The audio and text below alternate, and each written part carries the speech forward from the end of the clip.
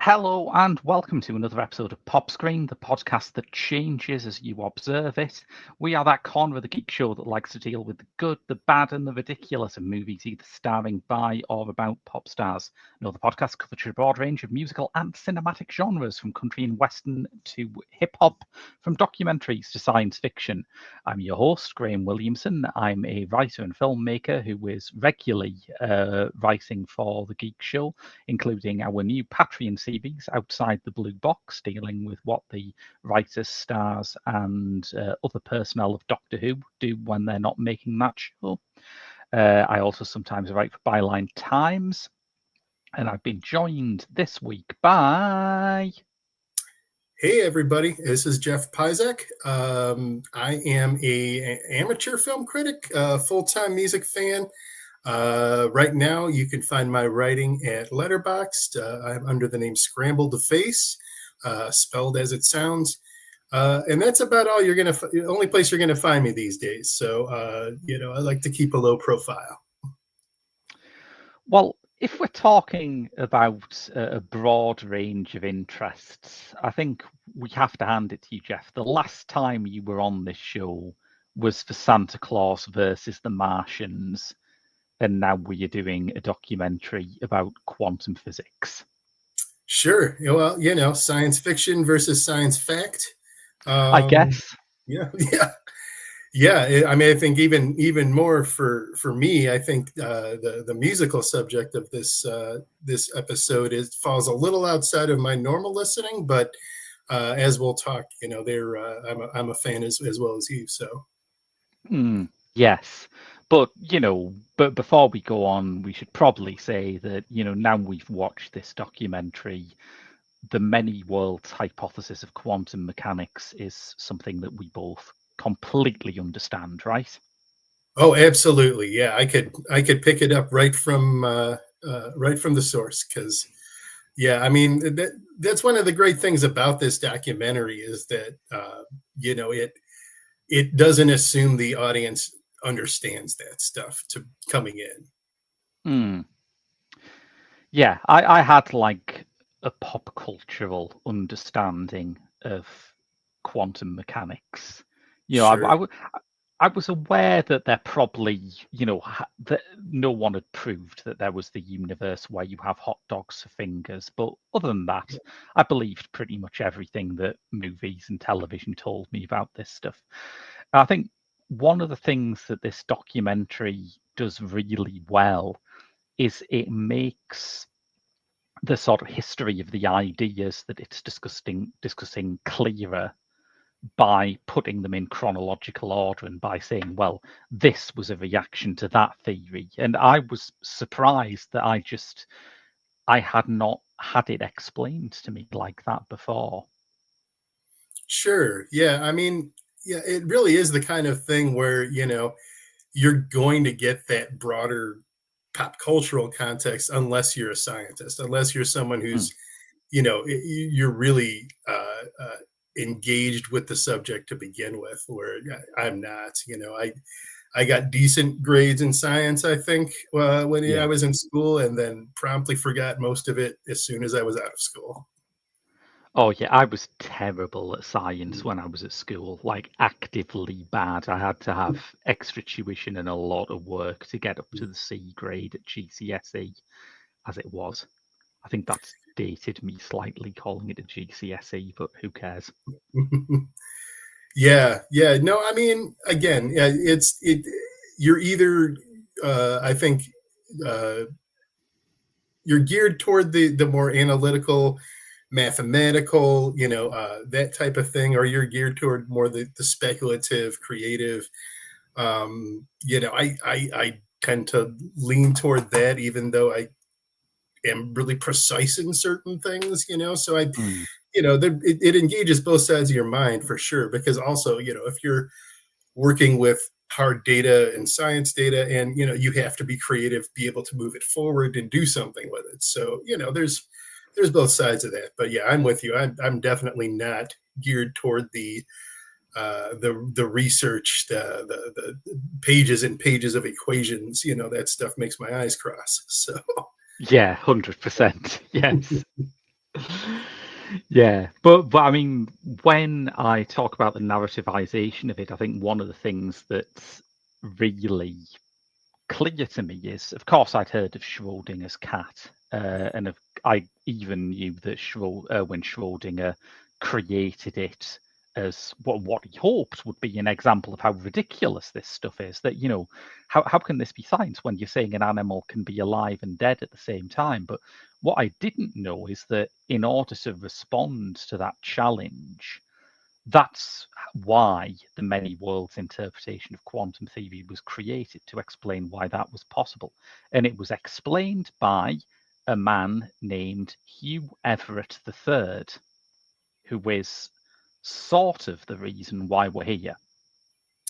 right, yeah. Hugh Everett, is to physics geeks.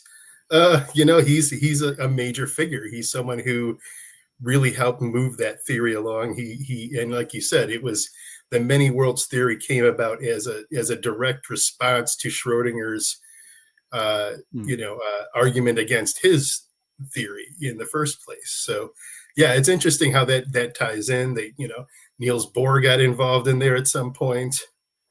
Yeah. Um, which I was going to ask, was Niels Bohr in one of those guys in Oppenheimer? Because I lost track of who they were after the 15th white guy in a suit showed up. I was like, I don't know who these people are. So, maybe you Yes, remember, was he in Oppenheimer? he Because was. Yeah, I was just going to okay. mention Niels Bohr, or as I know him, Kenneth Branagh in Oppenheimer. Right. Okay. Now I remember him. you know. Yeah. This was like, I mean, I don't want to sidetrack it into Oppenheimer talk, but I do remember that there was like an article nitpicking the fairly few inaccuracies in it. He said, "Oh, this thing that the film depicts him saying to Albert Einstein, in fact, he said it to some other figure who wasn't in the film. Why did they think it was important to have it happen to Einstein?" And I just wanted to scream, because even a Christopher Nolan film only has space for so many dark-haired white guys in suits. There's Right. an upper limit. Right. Yeah. Yeah. Precisely my point. So yeah, for sure. But yeah, back to Everett. Mm. Yeah, unquestionably a rock star in the world of physics. His son, by contrast, is a rock star in the world of rock. Yeah. Mark Oliver Everett. That's the Who I man. Yeah. I always have to stop and remember his name because I always think of him as just E. Yes, yeah. E from the band Eels, who where did you first hear Eels? Can you remember? Yeah, I want to say my first Eels record was Daisies of the Galaxy, and I think it was something that I had a couple of friends who were really into them and turned me on to them. Shout outs to my friends Jack and Kyle who really kind of ushered my interest in the band. And back in those days, I was working for a newspaper and would get a lot of the promo albums that would come in. So new Eels albums, I would kind of grab them as they went. Mm. But I want to say my interest really and my fandom really peaked. For me, it's Blinking Lights and Other Revelations, which is the album he made shortly before this documentary happened. And Yeah. um, so that's why, I mean, for me, I was always really interested in hearing or seeing this and just never made the effort for whatever reason. But some of the themes in that album really tie into what he's doing here with his family history. Mm. So yeah, so that's really where my interest started, and I've kept up with them over the years. I think really that mid to late 2000s era is probably my favorite. But just I think probably just because it was impactful personally. But how about you?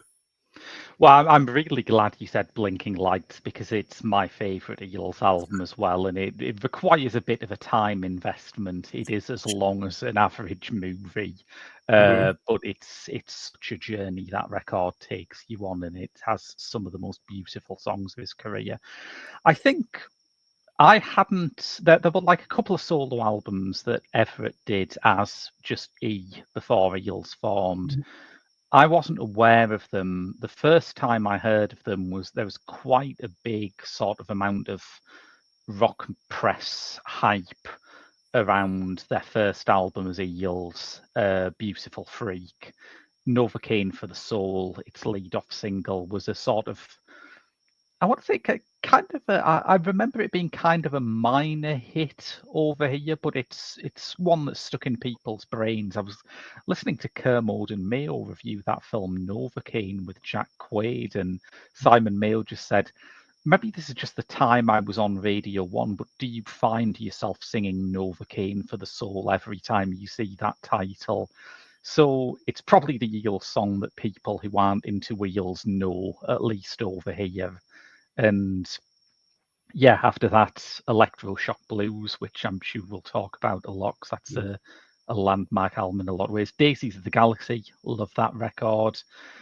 I don't know when I'd say my golden age of Eels is, but I think it's probably not that dissimilar to yours. Like, say, huge Blinking Lights fan. I think Hombre Lobo, the one they did after it, is a great record. But I also, I'm still uh, keeping up to date with them today. I think the last couple of albums, Extreme Witchcraft and Eels Time, are both fantastic records as well.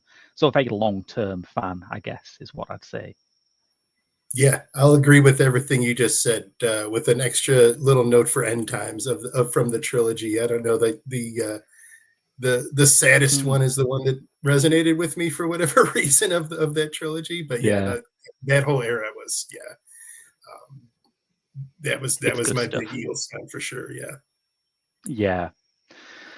So I think if you're a fan of Eels, and particularly if you've listened to albums like Blinking Lights and Electroshock Blues, you already sort of know a bit of this story because there are some Eels albums that are kind of fun and upbeat and ironic and just sort of traffic in slightly sarky rock cliches, and they're often very fun. But there are some Eels albums that are really not like this, and they're the ones where he gets into what is an extraordinarily troubled family history, I think. Yeah. You and he walks in and Everett, the son, Mark, walks you uh, through that history a little bit in the film, and it kind of comes up in an oblique way. Like it's really centered on his quest to find out more about his father, who he never really knew personally. But in Mm, through that conversation, yeah, the history, what happened with his mother, his sister, all of that, all comes up. And I think that's one of the strengths of Eels is how disarmingly honest a lot of his lyrics are, and yeah. he even says in the film that he's dealing in the film with stuff that he's already kind of dealt with in his lyrics, but that's the only place where he felt comfortable doing it prior to this. Mm, yeah. There are some bits that are really surprising just in terms of like as you say, of exposing the extent to which he'd sort of not been able to come to terms with some of it. So there's a bit where he visits his mother and his sister's graves, and he says something like, "Oh, I've never seen these graves before," and I could not tell whether he was joking about that or whether he really hadn't been out to see them. I don't know. It could be. That's how I took it. That the last time he was there, they hadn't put in like the memorial for his sister. He's asking where's his dad's headstone. So Yeah. I got the sense that it's one of those things like those boxes of stuff in the basement that he gets to later. That you just maybe he wasn't ready to visit, you know. Yeah. And it's strange because I think anyone who's listened to Electroshock Blues in particular, which was recorded like right in the aftermath of his sister's suicide and is like a really often unbearably raw album, will be surprised to see that there were bits of this tragedy that he hadn't quite excavated yet, because you do finish that album and think, well, that's the complete job done. Like, what is there left to say after that? Yeah, yeah, and it just goes to show what a process that is. I mean, you can, you know, you go through all the motions of the, you know, tidying up the estate, you know, putting someone to, you know, in to rest, so to speak. But that's something that you're going to continually, as a survivor, just continue to not necessarily wrestle with, but it'll come back to you. So it Hmm. makes sense that, you know, that this is part of his process, and maybe today he's still processing some of this stuff. Absolutely, yeah. But I think that other side of Eels, the sort of funny, self-deprecating side of it, is present as well. I mean, he's very aware of the absurdity of having like more mainstream, I guess, fame, more, appearances on television back in a time when being on television meant you were famous, of having more acclaim in some ways than his dad, despite the fact that his dad changed our appreciation of the universe, and he sings songs with titles like "I Like Birds." Mhm, You mhm. know, he's quite aware of how capricious and how silly that makes the world.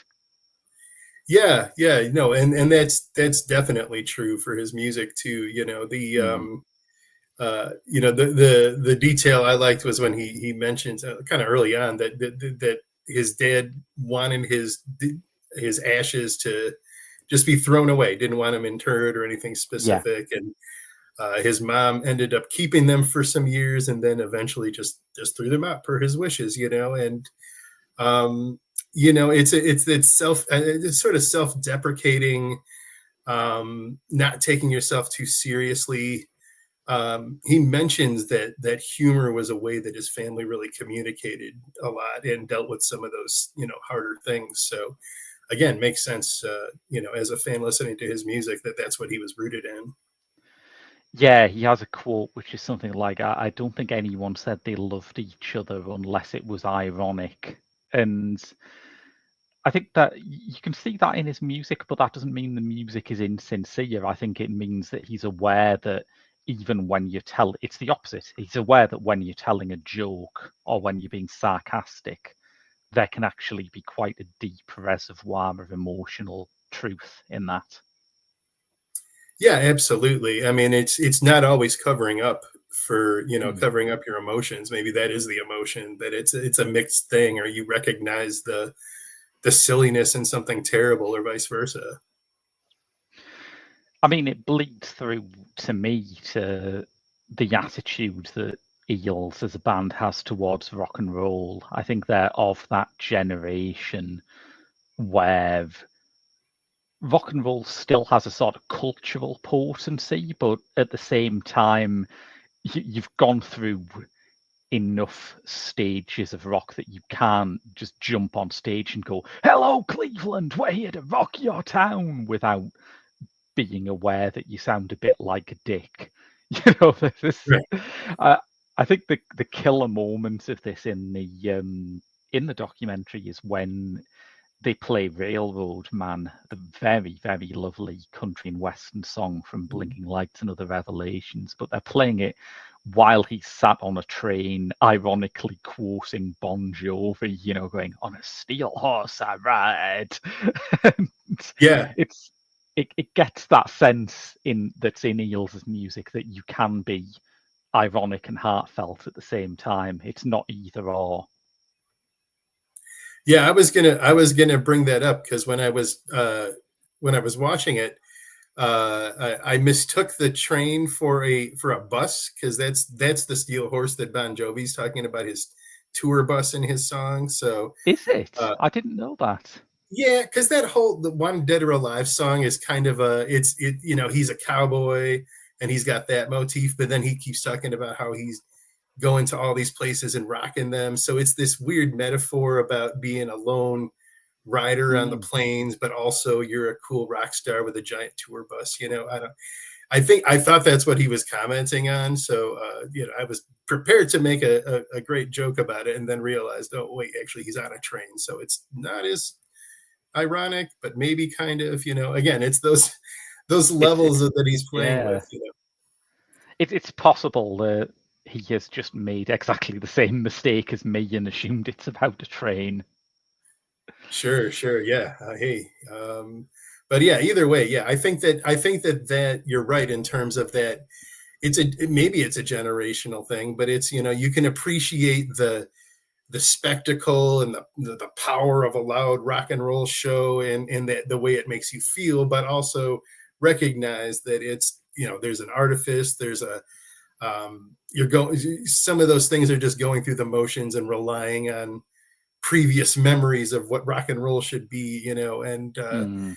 yeah, I think, yeah, I mean, having seen Eels, like they definitely um play with all that energy, but also like take time to undercut it and like let everyone know that they know that it's all a laugh, kind of, even though they're perfectly serious. Yes, I saw Eels when they were touring Soul Jacker, and it was a delightful and very silly night. I mean, my main memory of it was that he was always jokingly objecting to the fact that the crowd clapped along to the slow songs. That when Butch got up to the front to sing a ballad, he said, "Be careful, they're a clap along crowd." Yep. Yeah, I'm trying to remember the first tour I saw of them. I want to say it was when one of the tours I saw was he was opening for himself as MC Honky. I don't know Oh if yeah, yeah. that was really because nobody knew for sure if it was him or not. But I think everybody's come to the understanding that it was. But again, that opening for yourself in a costume has its own kind of level of irony. Yes, yeah, definitely. I think that Railroad Man needle drop brings me to what I think was one of the most delightful, I would not go so far as to say delightful surprises of this documentary, which is that Louise Lockwood, the director, or someone on her team really, really, really loves Eels. Like they have not just been brought in as a director for hire to direct this just because it's an interesting human interest story. Every single needle drop just made me think, wow, these people fucking love Eels. Yeah. There's no non-Eels music, I don't think, I in the don't think entire so. thing. And it's all really well chosen. Sometimes, like you said, Railroad Man, they're commenting literally on the him being on a train. And there's a few things like that happened. But yeah, it's really well chosen.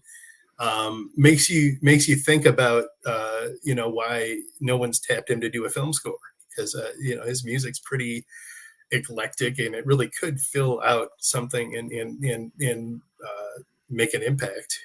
But yeah, I agree. I thought it was the musical choices for sure were really good. Um, I would like to hear a few other songs, but that's just as a fan. You're like, oh, but they could have used, you know. yeah, yeah. No, definitely. You mentioned film soundtracking. Eels have quite for a cult band. They have quite a broad library of very different films that their music's been used on. And I think one of the big ones is mentioned by the Radio 1 DJ Annie Mac, who narrates this film in her opening narration, which is simply that they were always on the soundtrack to the Shrek movies. Yeah, yeah. That I remember that surprising me when I saw Shrek. That and Nick Cave, I was like, oh, okay, Yeah, someone's paying attention here. I was talking to Ewan, formerly of this podcast, who's a like a decade or two younger than me, and he did say that, there is a whole cohort of like Gen Z and younger millennials whose musical tastes is basically the non-existent subgenre of Shrek rock. That Mm. their tastes are completely formed by going to Shrek as a kid and hearing like Nick Cave and John Cale and Eels on the soundtrack to this sort of brash, happy, fun DreamWorks animation. That's great to hear. Yeah, and I mean, I coming from the generation where the soundtracks like sold the film. Mm, Maybe that was one of the last gasps of that happening. Maybe until like Guardians of the Galaxy or something like that, where it did expose, especially if for a young audience, it exposes them to all those artists, and they get hooked on that song, and maybe they go explore later. Maybe they just stick to those songs. But it's yeah, that's good to hear, and I'm glad. Hopefully, Eels picked up some fans over the years just for being on those, that soundtrack and other ones for sure. I'm sure they did. I mean, the fact that it's something that lasted, it wasn't Shark Tale or robots or something. It's something Mm. that, is still so beloved that we're about to get a new one. Probably did them no harm at all. Yeah, yeah, no, and again, those that I don't even think by that time that was the marketing hook in terms of like using the soundtrack to promote the album. Like I think in by the time we were at Shrek, those songs were chosen for how they affected the story. So, Yeah. was it "Beautiful Freak"? Was that the song that they used in it? I don't remember. I I haven't think seen Shrek in, you know. Yeah, the first one definitely has My Beloved Monster in it. Oh, right. Okay. Okay. Yeah. Yeah. I remember by the time they got to the third one, they were actually writing songs for it, and there's a rather good unheralded song on the third Shrek movie called Royal Pain. I Hmm. can't remember if any of the other movies have Eels songs on, but 2 out of 4 at the time of podcasting is a pretty impressive record. Yeah. Agreed. Yeah. I think I just want to take stock of some of the other great Eels needle drop moments. I mean, we're talking about a film that we haven't revisited since the turn of the millennium, possibly for good reason in this case. But I nearly fell out of my chair when American Beauty had was it Thora Birch was smoking grass and listening to Cancer for the Cure? Mm, hmm. Hmm. That is a good way to get the horrors, I think. Yeah. Yeah. You're right. I have not seen that since it was probably since the theater. So, Yeah. um, but yeah, that's yeah. Yeah, and and again, I think that maybe that speaks to the breadth of the Eels material that you can use it in something like that. You can use it in Shrek. Yeah. Um, uh, there are plenty of other ones I can't think of because like I'm always surprised when I'm watching something pretty mainstream and Eels pops up on the soundtrack. I'm like, oh, some. It always gives you the clue that someone who put it together is a fan because they're not the kind of group that has that kind of profile where just sticking it in will give you some sort of instant meaning or cachet. Yes. Yeah. It's not a song that you would use for nostalgia points. It has to be something you actually like yourself.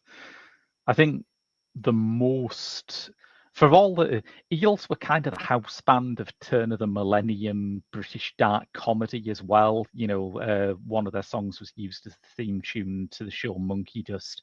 There's a lot of Eels stuff on the soundtrack to Chris Morris's Blue Jam. Like the original radio version of Jam would always have the slower stuff like Flower or Three Speed was always on those shows. But the most subversive use of eels on British television is in a quite bad and anodyne docudrama about Theresa May winning the Conservative Party leadership, Mhm. which I do not recommend you seek out because it is dull and disappointing. But it does have one moment of genuine subversion where you don't hear the lyrics, but if you recognize the music, you are suddenly thrilled to hear a Conservative Party leadership election soundtracked by old shit, new shit. Yeah, yeah. Whoever made it must have done that, slipped it under the radar, maybe.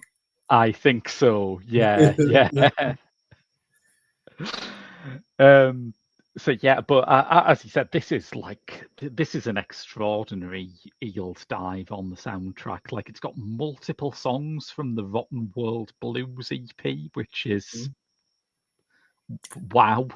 Yeah, yeah, yeah, exactly. Yeah, and I think that um, he makes a good case for um, his connection to the subject matter. Obviously, it's family, but I Mm. think that by maybe weaving his creations in there, kind of helps the through line too. That it's not something that he's necessarily just doing for this documentary. That, it really is his process. It's his art. It's his life. Which there are parts where he's clearly kind of performing and hamming it up when the camera's watching him, but you really do get the sense that this is, you're just kind of a fly on the wall for some of these personal moments. Yeah, that's very true. I hadn't realised, until you said that, but this is basically a documentary about a celebrity going on a journey, and we are just waist deep in those at the moment. There is a whole school of documentaries that exist so someone who's mildly famous can say, I'm going on a journey at the start.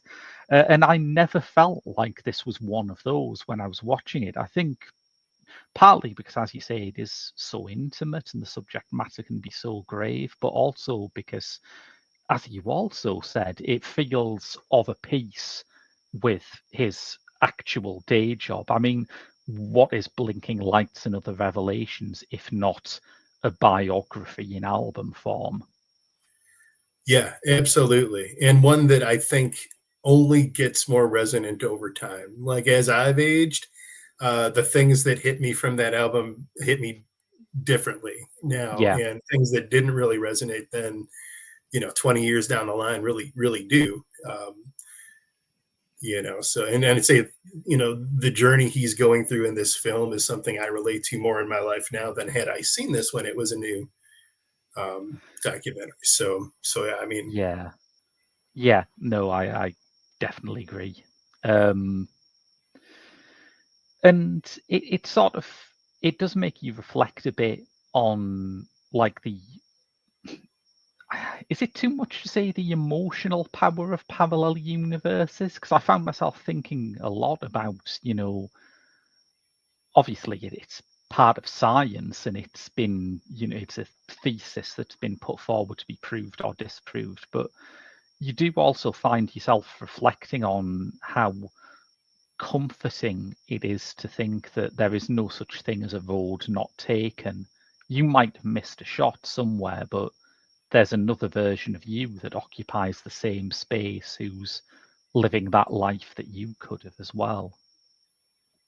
yeah, yeah. I mean, it's an evergreen concept because the idea that an entire universe exists because of a choice you made, Mm, and then that happens for every single human being on the planet, and that so there are these infinite number of alternate worlds that could have happened where you know things branch off from the decision you make to uh, you know, uh, move or not move, to to pursue a degree, to take a job, to fall in love, any of the things that um, end up having some sort of a seismic shift in our life.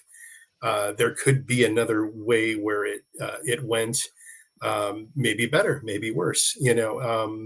It is comforting in that sense because especially if you're looking back at something with regret and wondering had you made a different choice, this theory kind of gives you the ability to say, yeah, you could be in two different places doing two different things.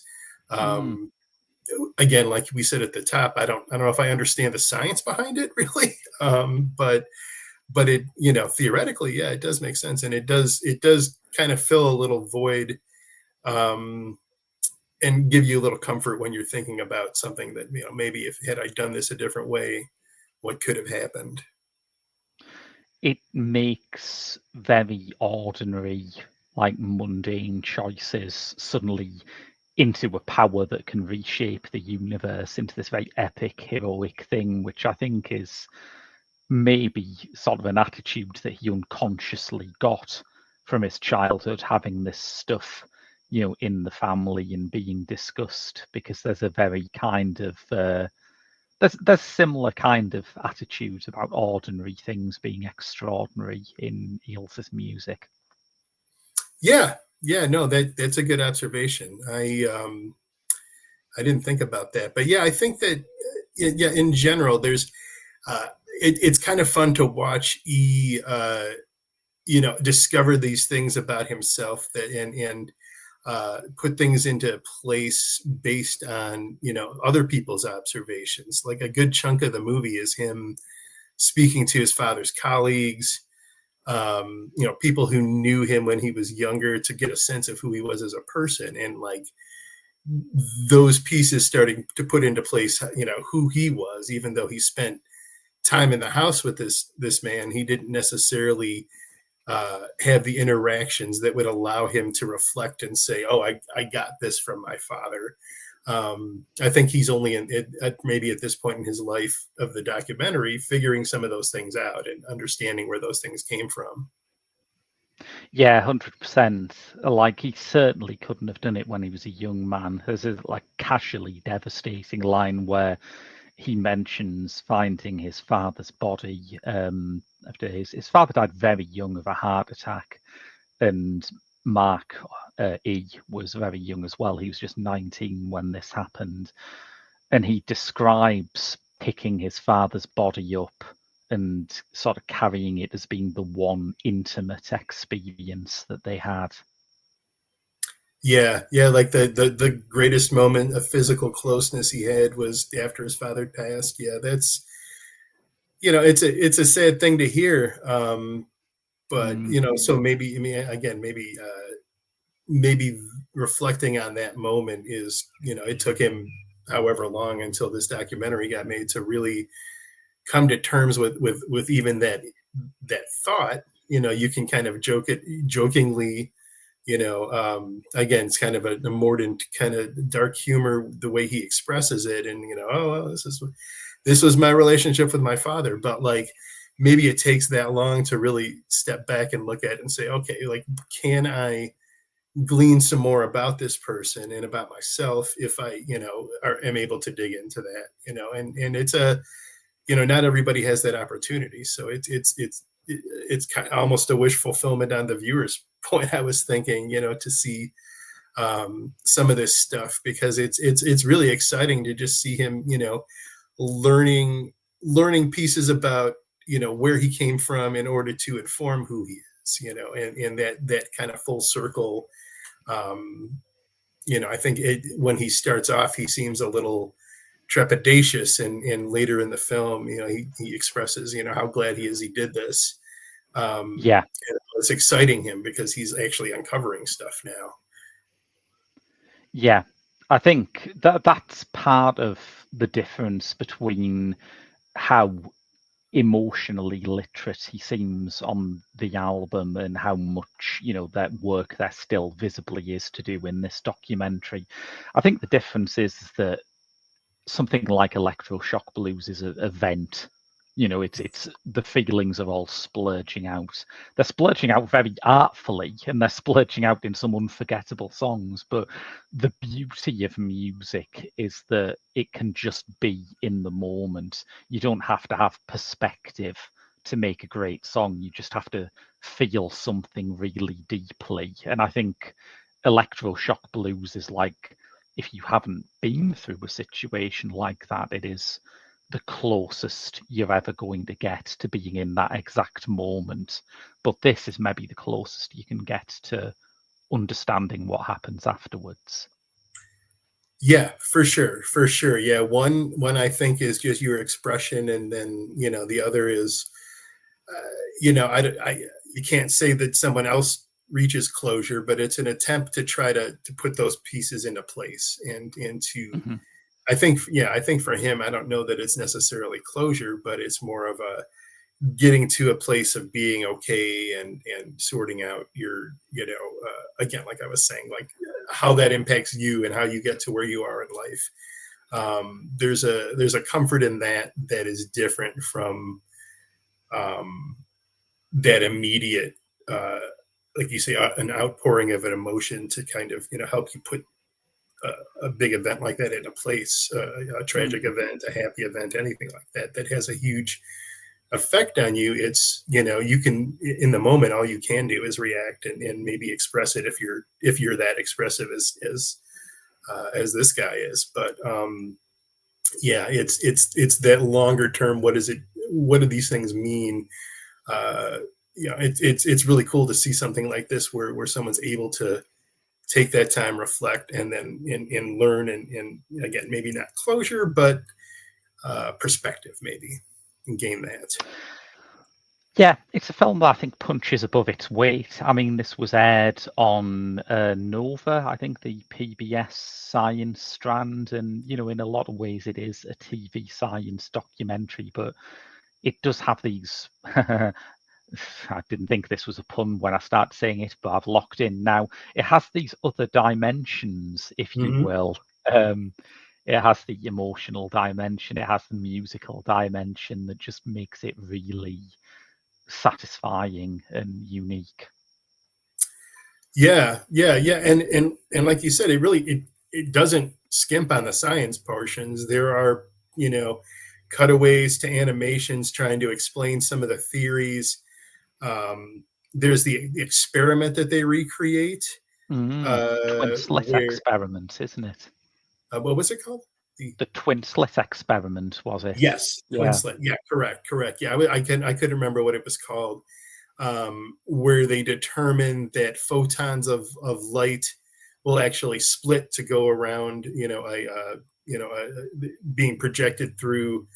I think it's like kind of three metal slats with two slits on either, within it, and then you would expect to see the light just go into those spaces between those metal slats, but actually it ended up kind of spreading out, and there's a third point that they connect with behind there. So again, the theory is that the photon of light itself splits itself and is in both on both sides of the center slat, and then come back together Mm. somehow, and when they reconnect, they don't always end up in the same place. So that's why they have a sort of a random placement, is kind of how I understood it. But uh That's kind of similar to my understanding. Yeah, so essentially you split a photon in half and you get one photon somehow.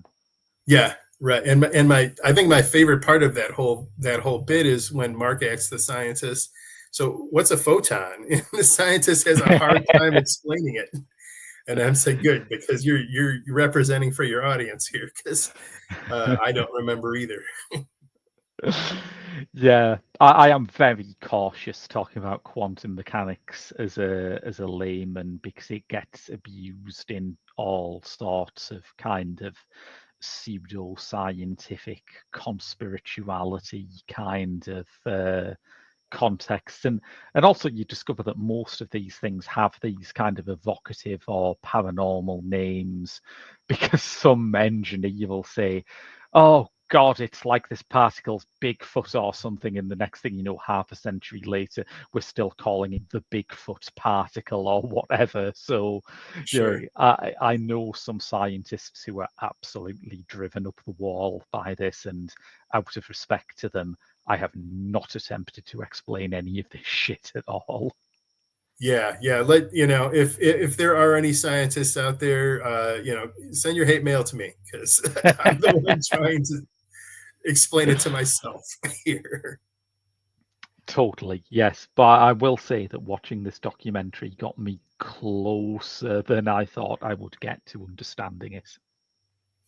Yeah. I mean, and I think that's part of its function is to, just give you the broad strokes. You can, delve into it if you want, but just seeing the way that it evolved, and that it came out of that back and forth between people who were like thinking very hard about this stuff. Um, it does kind of bring it to life a little bit, because it's not so much uh, a theory in practice that you're illustrating through, pop culture, or, something like that. It's really just people debating these possibilities, and it also brings you back to the idea that these are theories. These are, science is built on theory, and the theory holds until someone else comes up with a better theory. So it's an evolving thing, and it can change over time. But it's interesting to see just how long, not that long ago, that people really started to delve into this particular concept. 100%, yeah, and like I say, I think the idea of putting these thoughts in chronological order makes them far more comprehensible than it does when you just hear it. You're just hearing out of context. That's someone tried to kill and unkill a cat. Is that? Am I getting this right? Right. And is it there if you're not observing it? The whole like effect Mm, of the observer on the experiment, and you don't necessarily need to observe it to know that it's happening. Yeah. Again, if it wasn't for Everett Senior's original concept, then Schrodinger wouldn't have come up with his, perhaps, and then we wouldn't have this. There's again kind of a response concept, and who knows? Any day someone could come up with a next generation advance on this. So again, it's a theory, it's an evolving thing, but it's interesting to see a little piece of how that evolved. 100%. I think this is definitely the most stimulating thing that I've watched for Pop Screen. Like we were not having these discussions on the episode about The Idol, I can tell you that. Right, for sure. Yeah, well, the other considerations there for sure, but yeah, and again, it's not just science; it's that personal aspect. It's a lot of stuff that I think really ties in well with the Eels music, like we said, in terms of it being kind of personal, it being kind of having that humorous, ironic distance, but not to the point where it's undercutting the emotion. Um, Yeah. and then just a good technical, solid basis, that in this scientific theory. Um, yeah, I think it really does. This movie really does encapsulate all that stuff. Um, the idea that again, going through the relics and they're tied to the memories, the that stuff really resonates with me in terms of Eel's music and what it represents in the film here. um you know you don't want to go through it, but when you do, you find some really amazing things. Yeah, 100%. Listeners, something that does require you to observe it in order for it to exist is our Patreon, which is at www.patreon.com/The Geek Show. It will not grow without your assistance, which we are very grateful for. It enables us to do podcasts like these. And also the many special features that we offer to Patreon backers, including our end of month miscellany podcast last night, our written reviews, Mike's Twilight Zone series, my X-Files series, and the aforementioned Outside the Blue Box.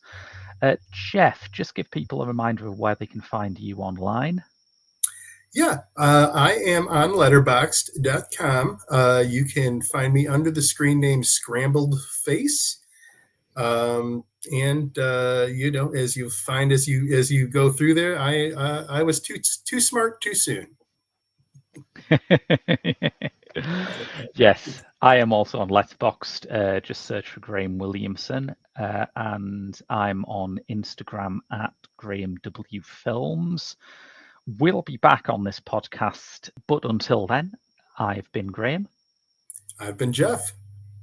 And we'll see you in a fortnight's time.